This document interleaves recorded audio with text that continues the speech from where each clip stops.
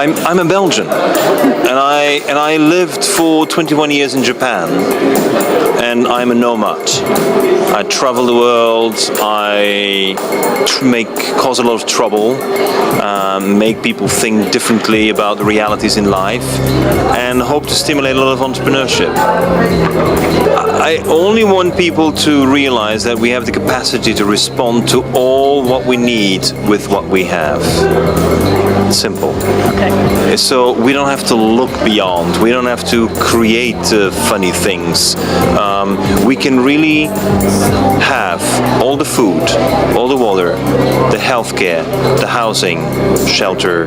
We can have all the jobs we want if we realize what we have. And the problem is that what I would like to share with more people is that once you start making those connections about what is before you, then you can see the abundance in which we live, and we don't have to suffer from the scarcity we think we have to undergo.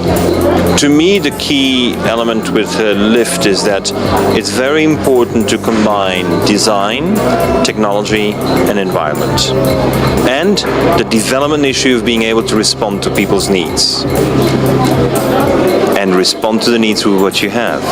So that message seems for many people as very constraining. Actually, it is very liberating, on the condition you see the connections. The most important is that there is no way we're going to be able to be happy. There's no way we're going to see that there is a future if we keep on doing everything the way we've done it.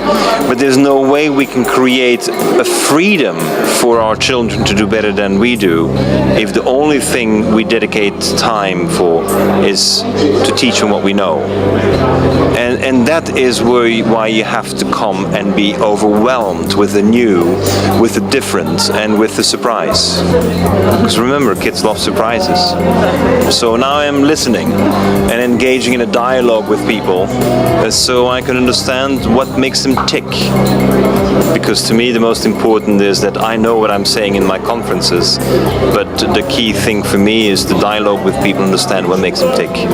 Children are always very enthusiastic and pleased to find connections that we never imagined. Children are Alice in Wonderland. I mean, enjoying everything that turns around their heads fast and furious. But children should not have to wake up like Alice did and say, oh, it was a dream. No. Dreams become reality. And I think that is the key for the kids. The parents have to spend time so the kids have the emotional intelligence, the power to persevere, the will to go against the current and do things because they believe it's the right way to go. And if they believe it, it is the right way. What is your secret? Surprise. I bring people surprises. They never realize that if we're shaving our beard with a titanium and a stainless steel machine that we throw away, we lose the opportunity to regenerate topsoil. And so to me the most important is surprise. And so when people sense surprises, but also feel then empowered that they can make that difference themselves, then they're ready to go for action.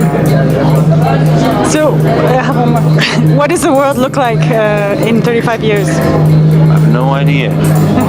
But it has to be a happy one. We have to dedicate more time and effort to happiness and beauty and joy. We're too serious. Way too serious. We take ourselves too serious. That's why the biggest danger to the world are egos. It's not climate change, it's egos.